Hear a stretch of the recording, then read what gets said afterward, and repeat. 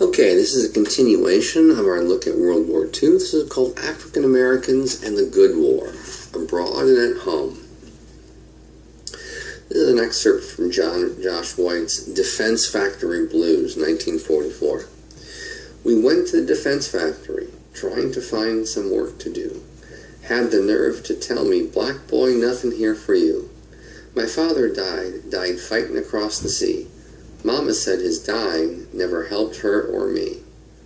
I tell you, brother, will it though done make no sense when a Negro can't work in the national defense? The situation of African Americans in the military reflected that of American society, segregation. Very few African Americans were in the Army or in the military initially. About 3,640 at the beginning of World War II. There was only 5 officers. 3 of them were chaplains. Eventually, 4,000 will eventually serve in the Navy, all in the kitchen, and they were excluded entirely from the Marine Corps and the Army Air Corps.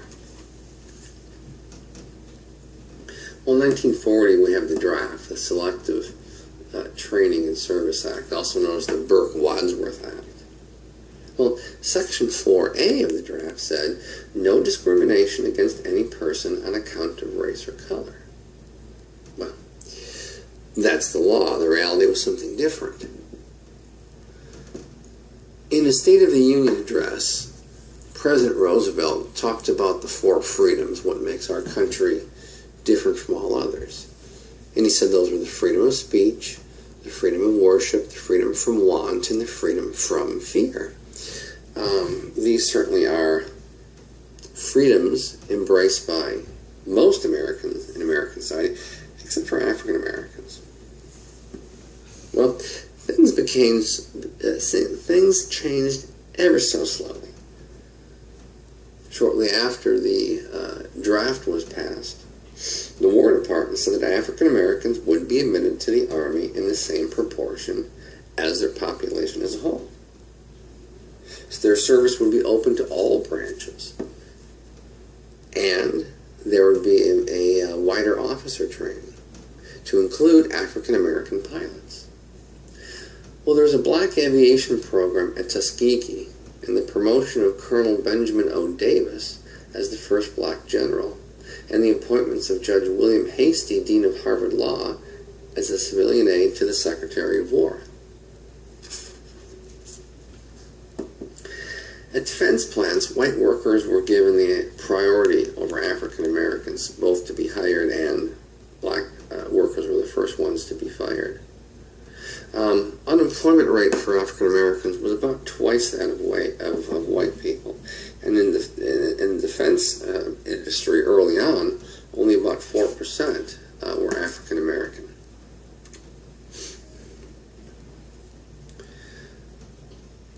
About half of the war contracts, at least by 42, did not employ any African Americans. Boeing, for example, up in Seattle, had 41,000 workers. No African Americans. Nationally, only about 240 black laborers worked in the entire aircraft industry. Well, that's going to change with Executive Order 8802 on June 25, 1941, which ends discrimination in any defense contractor.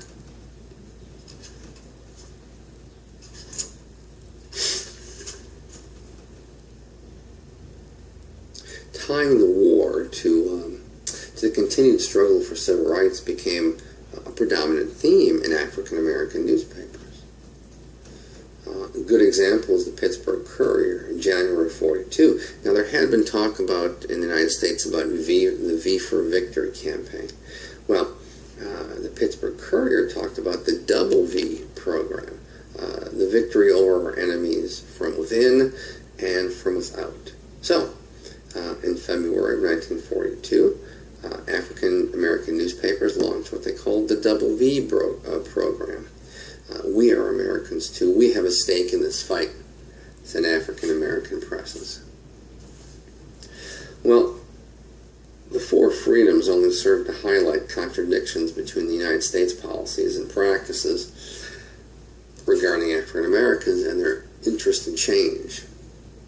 Then we have the draft. A little over half of African American draftees were designated Class 1, which is available for immediate service. And about 4.7% referred to deferments based on their occupational grounds. Well, that's about twice, well, I should say this, the percentage of white Americans claimed by the draft board to be ready for immediate military service was about half that of blacks, and the deferment of whites because of job-related or going to college was more than twice that of African Americans. So there was something going on. About a third of African Americans will eventually be rejected for military service, saying that they lacked basic reading and writing skills. Well, black Army officers received training in integrated camps. However, their passed over promotion when their rank would put them above white officers. And that was the reality of the black military experience: discrimination, prejudice. African American troops, regardless of their rank, were traditionally addressed as boy or nigger, given menial jobs, passed over for promotion, and frequently publicly humiliated. Well, especially down south, segregation was the rule. And we see that a lot in the bus system. On July 8, 1844, a white bus driver shot and killed a young African-American private named Booker T. Spicely in Durham, North Carolina. The bus driver told the African-American soldier to move to the back of the bus. He did not move fast enough, and the driver shot him. A white mob grabbed Private Felix Hall outside of Fort Benning in Georgia and lynched him. Not always to prepare for passiveness, African American servicemen fought back in confrontations and committed acts of disobedience themselves. Like African American troops in Phoenix, the 364th Infantry. About 18 grabbed their weapons and went on a rampage, shooting and wounding 14 people. Individual servicemen also refused to accept racist treatment passively. In 1944, there was a young African-American lieutenant graduated from, I can't remember if that was UCLA or USC. I want to say USC. His name was Jackie Robinson. Pretty good baseball player, pretty good football player too. He also had an altercation with a white bus driver at Camp Hood in Texas. He refused to move to the back of the bus. Well, he'll be arrested and he'll be court-martialed for disobeying orders and, quote, showing contempt to a white officer. The 477th Bomb Group entered a whites-only officers club. They, of course, were asked to leave, and more African Americans showed up at this club. And so police were brought in, and a little over 160 would be arrested. But when word of that spread, more and more African American troops showed up, members of the 369th Bombardment Squadron. Well, these nonviolent protests are going to be repeated at sit-ins during the war, especially in the war industry, but later sit-ins will become a major characteristic or tenet of the civil rights movement, probably most famously at the Woolworth counter in 1960 in North Carolina. Well, in the federal government's attempt to boost the morale of African Americans, the federal government issued a number of books and films. We have The Negro Soldier, which was a historical overview of black participation in American wars, with a focus on their contributions to World War II. It became mandatory viewing when it was in the Army, and it became widely available for public showing. Then there was the next movie called The Negro Soldier. Well, these movies were an important first step, but they tended to gloss over things like slavery and bigotry and Jim Crow. Well, eventually about 500,000 African American troops will see service overseas. And overseas they brought themselves, or they brought with themselves, I guess we can call it African American culture. Specific music, dancing, food. And the Brits were very interested in this because British civilians only had the culture of white soldiers at first. Well, when a large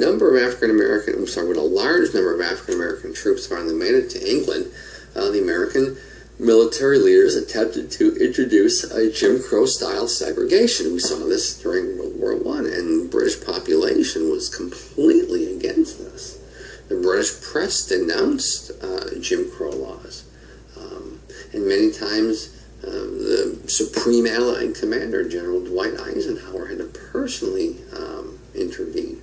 Like when a couple of African American troops will be found guilty of raping a little girl, even though the evidence said that they did not.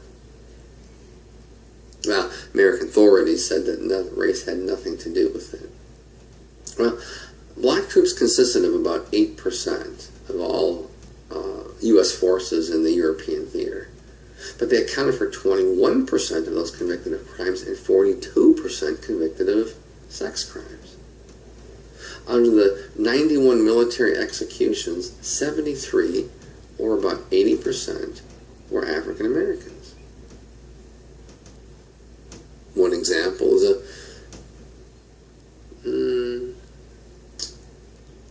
I forget his rank. Anyhow, an African American troop named Leroy Henry. He was accused and convicted of raping a female British civilian and sentenced to death. And once again, the British press and the British public screamed about this. There was no evidence. The only reason why he was convicted and sentenced to death because he was black. Well, a large number of African American troops participated in the D-Day landings. June of 1944, the beginning of the end of World War II, like the 320th Barrage Balloon Battalions. Try to say that fast, the Barrage Balloon Battalion. We have the all-black 761st Tank Battalion. They were assigned to General Patton's Third Army, and their nickname was Patton's Panthers. They landed in Normandy. They fought in every major engagement from France and Belgium and Holland and into Germany. And they were one of the first African Americans to reach the concentration camps in Germany by the spring of '45.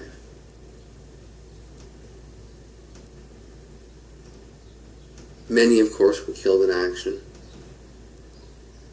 Over 200 were wounded. In 1997, Sergeant Reuben Rivers was awarded the Medal of Honor after he died. During the Battle of the Bulge, there was an urgent need for manpower, for replacements, and a little over 5,000 African American troops volunteered. And so, during the Battle of the Bulge, we have the first instance, because there was an extreme necessity of integrating white and black troops. There was not time to have black units and white units. We saw something similar in the Mediterranean. The 92nd Division landed in Italy in July of '44, and they took part in every major Allied offensive. Well, when criticized in the black press for white officers making demands like black people, they should just melt away into the background, African Americans were still concerned about how that attitude translated into things like training and assignments. But the reality was there was a tremendous amount of lack of education, or poor education, of illiteracy a number of African Americans in civilian life, and thus reflective in people trying to enlist hand troops, just could not read or write.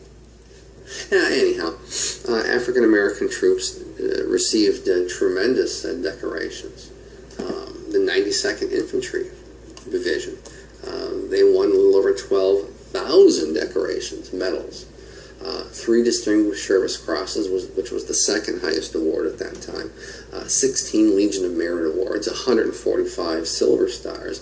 The leaders of Italy awarded the entire regiment with a Cross of Merit. One example is a lieutenant named Vernon Baker. Baker won the Purple Heart, the Bronze Star, the Distinguished Service Cross, and in 1997, Baker became the first living African American to be awarded the Medal of Honor. 1997. I'm sorry, 1997. It's relatively recent. That's during the second administration of Bill Clinton. Well, 7 African Americans will be awarded the Medal of Honor for their service in World War II after they died. Among the first African Americans who served in Europe were those of the newly formed Black Army Air Force Unit, the Tuskegee Airmen. They were certainly the first to see combat. Their name was the 99th Fighter Squadron, and they were led by General Benjamin Davis' son, Benjamin O. Davis, Jr. He personally flew over 60 missions and rose to the rank of colonel. Another group was the 100th, the 301st, the 302nd. The 302nd Fighting Group came under Davis's command. Altogether, they flew over about 15,000 missions in North Africa, Italy, and Germany. They shot down 111 enemy planes. The 332nd received the Presidential Citation for their unit. Pilots won 95 Distinguished Flying Crosses and 865 Legion of Merit Awards. They fought in the Pacific. African American engineers took part in building the 270-mile-long Lido Road from Assam to China. They also saw combat in the Pacific. The 93rd Infantry Division was there at Guadalcanal. And they took part in the island hopping operation. And even in the bitter Pacific fighting, which was hand-to-hand, racism still existed, leading to open conflict. It was not unusual, for example, in Guam in '44. And once again, remember the troops are going to be segregated. So on one side is the white troops, and on the other side of the camp are the black troops. Well, in Guam of '44, a group of white soldiers entered the black camp. Actually threw grenades and smoke bombs at them. So African American troops responded.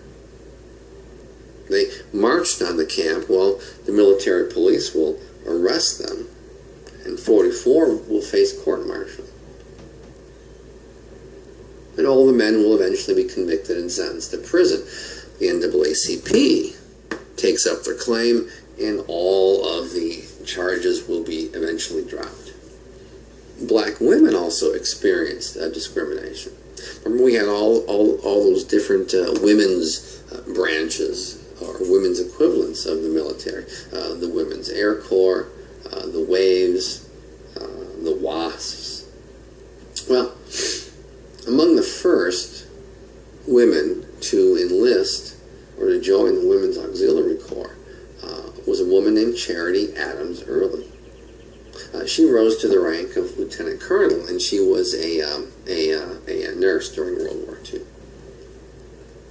The Army Nurse Corps was very small because the federal government restricted African American nurses to only work in hospitals or wards devoted to African American soldiers.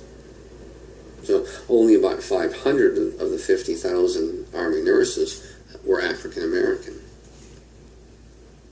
Like I said, African American women joined all the various so-called